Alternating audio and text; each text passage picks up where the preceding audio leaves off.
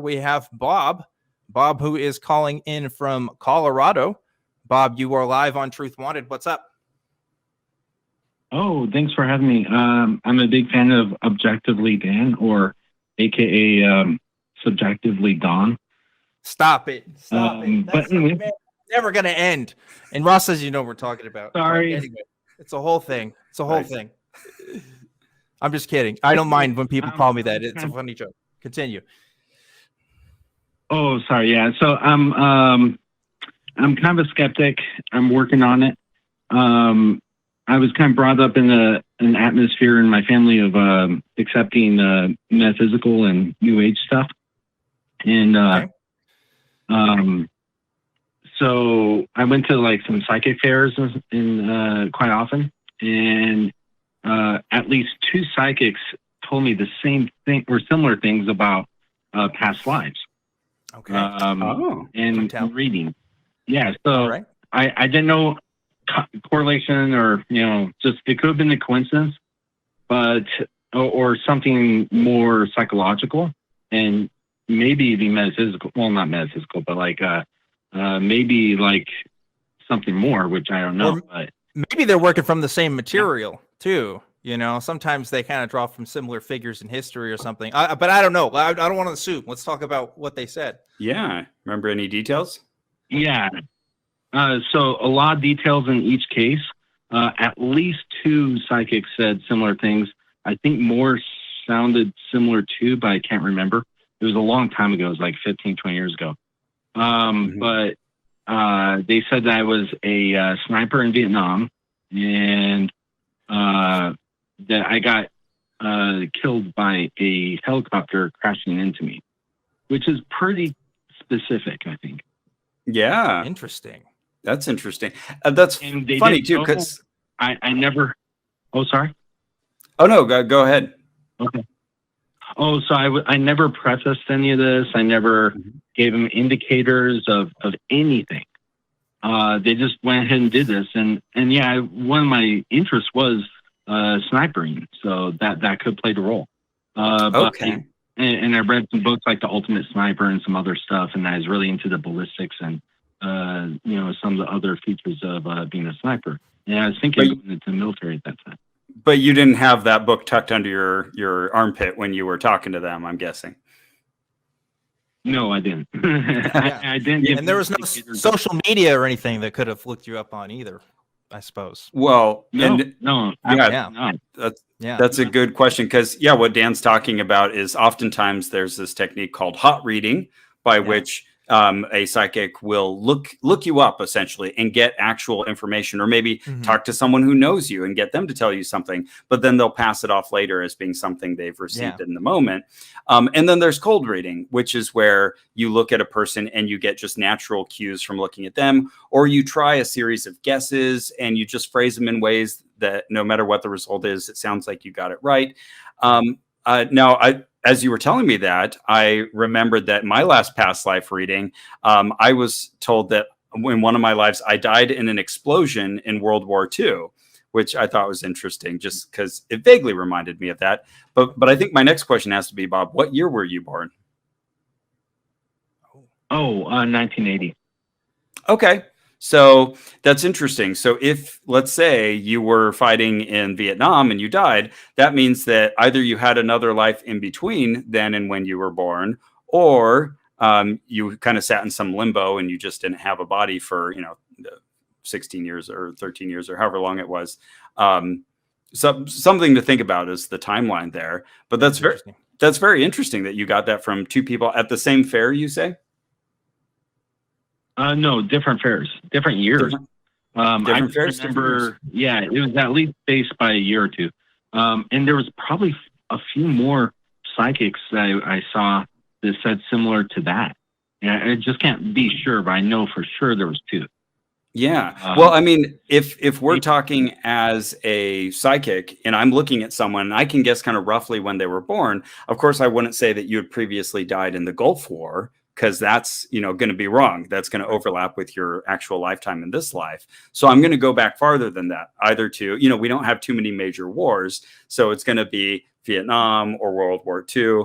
That's just something to keep in mind. But I still think that sounds like a pretty cool coincidence that you got that from both psychics. And they did add in those readings, each of those two, that I had life after that. So maybe they were accounting for that time, because they said I died drowning as a kid off a boat, like in the ocean or something. I can't remember. Okay, one said the ocean, one said just water. They were more general about it, but that was not as discussed in detail. See, that's interesting, because you could have died in Vietnam, then you could have been about 7 or 8, and then died again, and then get born into your now. So there's a little bit of a narrative there. Yeah, that's interesting. Now, I will say, sense, but yeah, it would make more sense. I don't know. I will say, whenever I'm pretending to be a psychic, which occasionally I have to, there's a few good go-tos that I'll use with people when I'm trying to read about them, and I just need to work off of a cold reading. I don't have any special info. Like, you can say, I sense that there was an incident involving water when you were young. And most people will say, oh yeah, I know exactly what you're talking about, because most people have a story. I almost drowned when I was 4. And I brought this up at a family gathering over the holidays, actually. And like 6 people in the room all had stories about almost drowning when they were kids. So that's a good guess. Another one is like that you have a scar on your knee, and you ask them, tell me about the scar on your knee. And they'll go, how did you know about that? That's amazing. Or you can say just general psychological things. Like, I feel like you present a very confident exterior, but inside you're your own worst critic. And they'll be like, oh my goodness, how did you know that? Well, that's because it's true for everybody. Yeah. That's great. So I don't want to minimize these cool stories that you're telling, Bob, because that is cool and that they were so similar.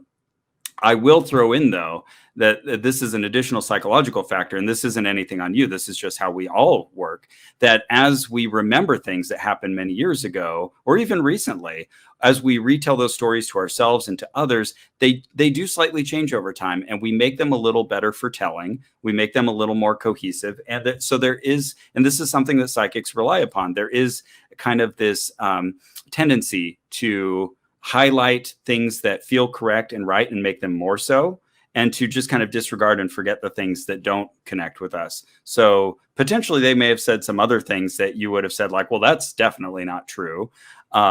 So just something to be aware of. Yeah. Yep, definitely. Oh, I definitely sifted through a lot of BS. Like, I didn't go over all the claims that they made that were false. I just picked a few that correlated. But I do remember another thing that they told me, and on another fair, which was interesting. And I don't know if you have time to get into it, but it's go for it. Regarding the future. So they predicted what I would do in the future. They said that I would marry a daughter of a general. So a general's daughter. Oh, that's very specific. And that happened once, but twice. Yeah, that was weird. So I did get divorced and then I got remarried, and I hope no one's listening because that would be pretty specific. But now, okay, either of those people that you were married to, were they the daughter of a general? Yeah, both of them. No way. Okay, you're pulling my leg. I won't go into the countries and the the branches, but yeah, it's pretty crazy. So. Okay. That's pretty cool, Bob. But now I will say that there is a thing called, again, just another factor to be aware of. Not saying it's necessarily the case here, but there's an element of self-fulfilling prophecy where, you know, you might, if someone tells you something's going to happen, you may help make it happen. And if you have in the back of your mind, someday I'm going to marry a general's daughter, and then you meet someone, just some special somebody, and you're like, oh, she's a general's daughter, you may feel a little emboldened, like, well, we're meant to be together. Just again, throwing it out there. Yeah, but that's very cool. Specific. Wow. That's cool. That's very cool, Bob. I can see how that would rattle in your head, though, Bob. If that happened to me, I think I would think twice. I would think twice. 100%. 100%. That's really cool. So even though that stuff happened to you, Bob, in large part, go ahead. So in large part, I'd say like 95% of what I was told was probably BS, but it's just those lingering things. I'm like, wow. Yeah. Yeah. So that's what I was going to ask. Like, how much do you believe in it now? Because it sounds like you're still pretty much skeptical, but it's just like there's those one or two things just kind of hit on you. I would have to have a really good BS detector when listening to a psychic now, because I probably wouldn't believe most of what they say. Well, here's a fun exercise. And I mean, this is tricky because we have two, sample sizes that we're talking about here, two data points essentially. Mm-hmm. And, it's all very subjective and there's a lot of information being thrown out. But I'd say if you're curious about this, if you want to try it again with a psychic that you thought might be reputable, ask them if you can record. Because a lot of them will let you do it. Just say like, hey, I'd love to be able to kind of, I have a hard time remembering all this stuff. I'd love to be able to refer to this later. Is it all right if I record? Most of them will say yes. And I would say have another one and maybe just kind of go through. And you were giving sort of a rough number, like 95% might be BS. Try to see if you can actually put numbers to it and say what matches up, what doesn't, and what's sort of in that hazy gray area in between. Yeah, that sounds like a good idea. If I'm ever going to another psychic again, because I haven't for years, but if I ever do, I would definitely record it this time. Yes, sweet. Definitely do that. Well, Bob, thanks so much for sharing those stories. That was Super really cool. excellent. Yeah, that's really cool. Most people who call in about their psychic stories, they're like, but it was all BS. And this, you're like, but this was kind of real though. That would shake me too.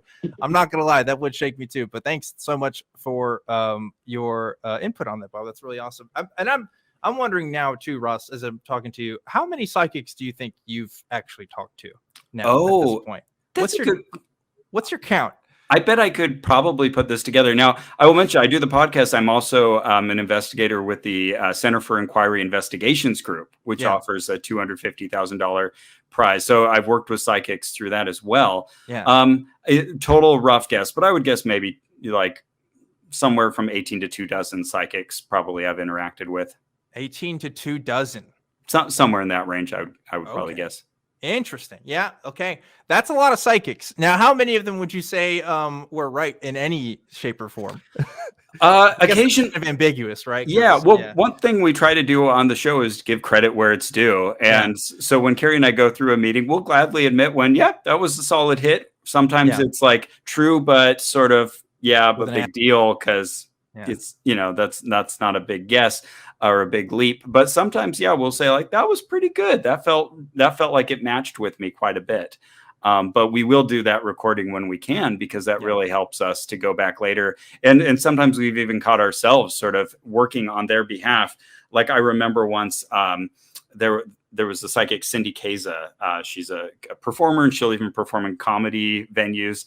But she said something about like my dad's sister. And I think she said like an A name. And later on when I was telling the story, I think I said, she mentioned Allie or Al or something like that. And we played the tape back. And no, I was doing a little bit of the work for her. She hadn't been that close and I made her closer than she was. Oh, yeah. You kind of, that's the thing too. I don't know what you call this effect, but you almost kind of like want to buy into it. You kind of want to play into it and be like, oh yeah, I want to believe this is true. And this is how I feel in the caps. I mean, that's like with a lot of religion too, but and there's like a little bit of sympathy for the performer. You want to help them and not put them in an awkward situation. Yeah. And again, sort of the helping to tell the story in a clear way. It's kind of like when you go to tell a dream, no one wants to hear your dreams, but like you'll be telling it and, you'll say, okay, so I was in the back seat and it was my mother. I mean, well, it was a kangaroo, but it was also my mother. And you'll realize as you're telling the story, like, well, this doesn't make any sense. And so you'll start to like combine elements and make it simpler. And we do the same thing in life when we're telling stories. We create a simpler version. Besides the people who have called in and have tried to say things about me, I've never actually been to a psychic. But I was kind of thinking about it. It's like, the Christians that I knew who said they had the gift of prophecy, that I guess that counts because they were trying to say things about my future. I don't even remember what they said. Probably that I was going to marry some Christian girl or something. I don't know. We had an earlier investigation about the Pasadena International House of Prayer, PIHOP, and they would pray over you. But they would also foretell things that were going to happen in your future. And it was so weird because it was exactly like going to a psychic, but it was in a church setting and all within the guise of prayer and messages coming through the Lord. Yeah, it was such a strange bit of, syncretism of these two ideas blending where they shouldn't.